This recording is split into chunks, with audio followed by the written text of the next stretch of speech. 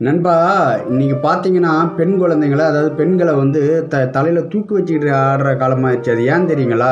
அப்பல்லாம் அந்த காலத்தில கேள்விப்பட்டுருக்கீங்க. பழைய படத்தெல்லாம் இந்த கருத்தம்மா படத்தெல்லாம் பார்த்துருக்கீங்க. அப்பல்லாம் பொம்பள புள்ள பொறந்தாலே கள்ளிப்பால குடுத்து கொண்டுவாங்களாம். ஆனா, இன்னைக்கு அண்ணன் வந்து தங்கச்சிய கொண்டாடுறான்.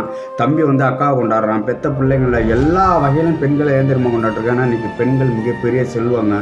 ஏன்னா, இன்னைக்கு இப்போ பொம்பள புள்ள இல்லாத வீடே இல்ல. அப்படி இல்லாத வீடு வந்து அதுக்கு ஒரு அர்த்தம் சொல்லுவாங்க. அது வேணா விட்டுருங்க. இது ஏன் சொல்ல வரேன்னா, இந்த காலத்தில் என்ன சொல்கிறாங்கன்னா, எப்பா அவனுக்கு என்னப்பா அவன் ஒரு பொம்பளை பிள்ளைய வச்சுருக்கான், அவன் கோடீஸ்வரன்னு. ஏன் இதை சொல்கிறாங்கன்னா, கோடீஸ்வரனா காசாலேயோ பணத்தாலேயோ இல்லைங்க. அது வந்து ஒரு மிகப்பெரிய ஒரு அன்பு.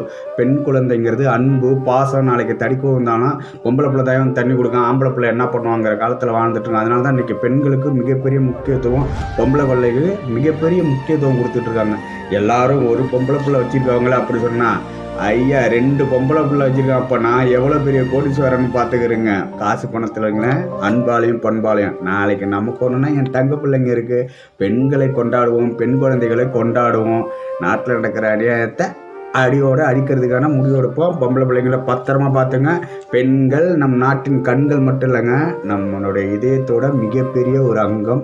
நம்ம செல்லவாப்பா. நான் 2 குழந்தை வச்சிருக்கனால மிகப்பெரிய கோடீஸ்வரன் நண்பா. நீங்களும் கோடீஸ்வரன் ஆகணுமா? பொம்பளை பிள்ளைய பெற்றுக்கிறீங்க. ஓகே, பா.